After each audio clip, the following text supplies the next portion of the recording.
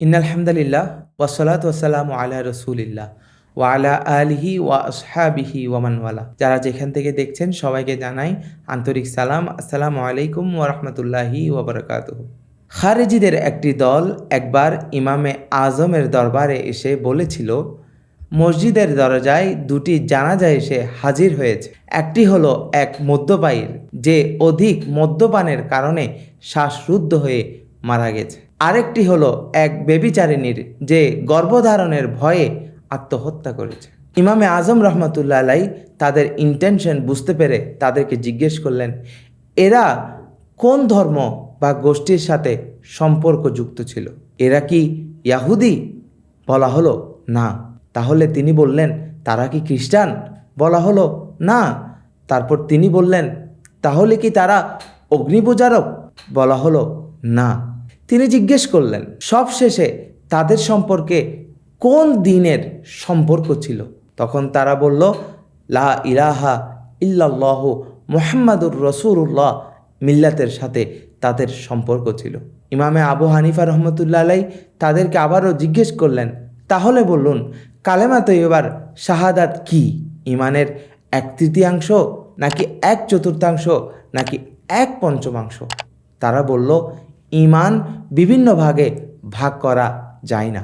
তখন ইমামে আবু হানিফা রহমতুল্লাহ আলাই তাদেরকে আবারও জিজ্ঞেস করলেন, এ সাক্ষ্যের সাথে, এ শাহাদাতের সাথে ইমানের সম্পর্ক কি? জবাবে খারেজিরা বলল, পূর্ণাঙ্গ ইমান। ইমামে আজম রহমতুল্লাহ আলাই বললেন, তারপর এমন ব্যক্তিদের সম্পর্কে প্রশ্নের কি অর্থ থাকতে পারে যাদের মুমিন হওয়া বিষয়ে আপনারা নিজেরাই স্বীকৃতি দিচ্ছেন? খারেজিরা এবার বলল, যাক বুঝলাম তারা মুসলিম, তারা মিল্লাতে লা ইলাহা ইল্লাল্লাহ মুহাম্মাদুর রাসূলুল্লাহর অন্তর্ভুক্ত ছিল।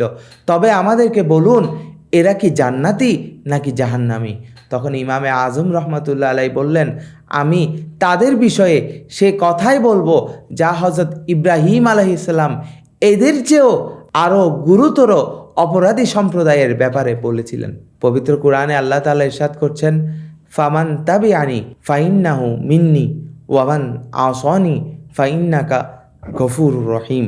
অর্থাৎ সুতরাং যে আমার অনুসরণ করবে সে আমার দলভুক্ত, কিন্তু কেউ আমার অবাধ্য হলে হে আল্লাহ, আপনি তো ক্ষমাশীল, পরম দয়ালু। ইমাম আবু হানিফা রহমতুল্লাহ আলাই আরও বললেন, আমি ওই কথাই বলবো যা হযরত ঈসা আলাইহিস সালাম এদের চেয়েও বড় গুনাহগার সম্প্রদায় সম্পর্কে বলেছিলেন।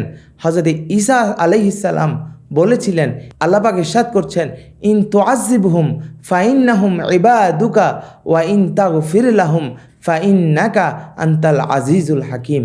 অর্থাৎ আপনি যদি তাদেরকে শাস্তি দেন তবে তারা তো আপনারই বান্দা, আর যদি আপনি তাদেরকে ক্ষমা করেন আর আপনি তো পরাক্রমশালী, প্রজ্ঞাময়। আর যখন হযরত নূহ আলাইহিস সালামকে তার সম্প্রদায় বলেছিল, পবিত্র কোরআনে আল্লাহ তাআলা সেই বক্তব্যকে এভাবে ইরশাদ করছেন, ক্বালু আনুমিনু লাকা ওয়াত্তাবিউকাল আরজালুন। অর্থাৎ আমরা কি আপনার উপর বিশ্বাস স্থাপন করব অথচ ইতর জনেরা আপনার অনুসরণ করে? তখন হযরতে ঈসা আলাইহিস সালাম বলেছিলেন, ক্বালা ওয়ামা ইলমি বিমা কানু ইয়ামালুন ইন হিসাবহুম ইল্লা আলা রব্বি লাউ তাশউরুন ওয়ামা আনা বিতারিদিল মুমিনিন। অর্থাৎ তারা কি করত তা আমার জানা নেই, তাদের হিসাব নেওয়া তো আমার প্রতিপালকের কাজ।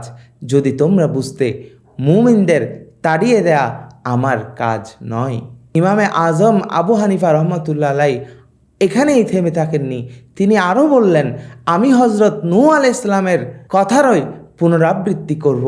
পবিত্র কোরআনে এভাবে ইরশাদ হচ্ছে, ওয়ালা আকুলু লিল্লাযিনা তাজদারি আয়ুনুকুম লান ইউতিয়াহুমুল্লাহু খায়রান আল্লাহু আ'লামু বিমা ফি আনফুসিহিম ইন্নী ইযান লামিনাজ যালিমিন।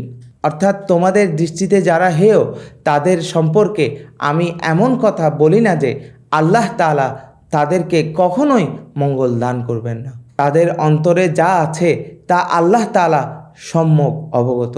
আমি যদি আগ বাড়িয়ে এমন কথা বলি তাহলে অবশ্যই আমি জালেমদের অন্তর্ভুক্ত হয়ে যাব। খারেজিরা ইমামে আজম আবু হানিফা রহমতুল্লাহ আলাই এর পূর্ণাঙ্গ জবাব শুনে চুপ হয়ে গেল।